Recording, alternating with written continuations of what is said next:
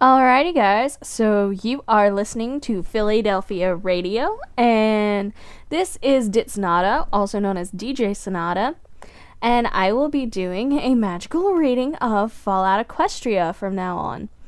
This will typically happen probably on Fridays, and all of this will be released on YouTube at some point. So, without further ado, let's begin. Once upon a time, in the magical land of Equestria, there came an era when the ideals of friendship gave way to greed, selfishness, paranoia, and a jealous reaping of dwindling space and natural resources. Lands took up arms against their neighbors. The end of the world occurred much as we had predicted. The world was plunged into an abyss of balefire and dark magic. The details are trivial and pointless. The reasons, as always, purely our own. The world was nearly wiped clean of life. A great cleansing, a magical spark struck by pony hooves quickly raged out of control. Mega spells rained from the skies, entire lands were swallowed in flames and fell beneath the boiling oceans. Pony kind was almost extinguished, their spirits becoming part of the ambient radiation that blanketed the lands. A quiet darkness fell across the world. But it was not, as some had predicted, the end of the world. Instead, the apocalypse was simply the prologue for another bloody chapter in pony history. In the early days, thousands were spared the horrors of the Holocaust by taking refuge in enormous underground shelters known as stables. But when they emerged, they had only the hell of the wastes to greet them. All except those in Stable 2. For on that fateful day when spellfire rained from the sky, the giant steel door of Stable 2 swung closed and never reopened. Alrighty, fillies and gentle colts, so now we'll actually begin some of the fun part. The intro, if you didn't get to hear it, was basically just a toss-up of, how the stables came into being and the end of Equestria as we know it. So now we will begin the prologue, which is where we get to see our first look at our main character.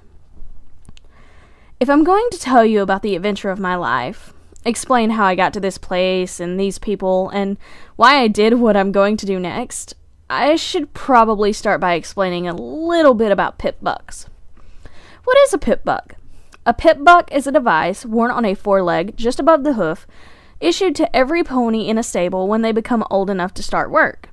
A blending of unicorn pony magic and science, your pip buck will keep a constant measure of your health and even help administer healing poultices and other medicine, track and organize everything in your saddle packs, assist in repairs, and keep all matter of notes and maps available at a hoof tap. Plus, it allows you to listen to the stable broadcast whenever you would like, as it can tune into and decrypt just about any radio frequency. And that's not all. A pony's pip buck generates an EFS, or an eyes forward sparkle, that will indicate direction and help gauge whether the ponies or creatures around you are hostile. And, perhaps most impressively, a pip buck can magically aid you in a fight for brief periods of time through the use of the SATS, Stable Tech Arcane Targeting Spell. Oh, and a feature not to be forgotten, it can keep track of the location of tagged objects or people, including the wearers of other pip bucks. So if a pony somehow got lost, don't ask me how you could get lost in a stable, but it does happen on occasion. Then any pony who knew the lost pony's tag could find them instantly. It can even be made to glow like a lamp. So yes, pip bucks really are a testament to unicorn pony arcane science. And yes, having a pip buck is a big advantage. So, with how wonderful and miraculous all that sounds, it's hard to impress upon ponies who never lived in a stable just how ordinary or how pedestrian a pip buck was in the eyes of the ponies living in Stable 2. And why I was disappointed to have one as my cutie mark. Every pony in Stable 2 had a pip buck. All that stuff I mentioned, most ponies don't use even half of that. They just used it to tune into the stable broadcast, listen to the sweet, sweet voice of Velvet Remedy in the evenings, or the latest school singing competitions during the day. The stable had 2 soccer leagues, one which allowed SATs, and one which prohibited it. Otherwise, most ponies paid their pip bucks almost no attention at all. The Overmare issues each pony their own pit buck on the day of their cutie mark party, usually a day or two after you get the mark on your flanks that tells every pony what makes you special, what you're destined to be good at. Once it shows, the Overmare knows what work to assign you. You know your place in the stable. So, no, I was not thrilled that what made me special was something that every pony had, which was a lot like being told that I wasn't special at all. Sure, getting a pit buck as my cutie mark could have meant I was destined to become an awesome pit buck repair filly or something, but in reality, it was like getting a cutie mark of a cutie mark. Didn't help that I was the last pony to get her cutie mark. Not surprising in retrospect. Kinda tough to find what you're supposed to be good at when what you're supposed to be good at is something that you don't get until you found what you're supposed to be good at. So I tried everything. I even tried to invent new things. As a unicorn pony myself, my innate magic allows me a level of fine manipulation that earth ponies don't enjoy.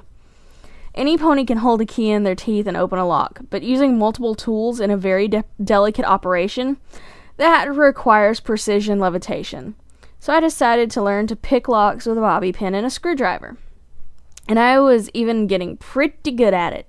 Unfortunately, it didn't get me my cutie mark. It just got me into trouble.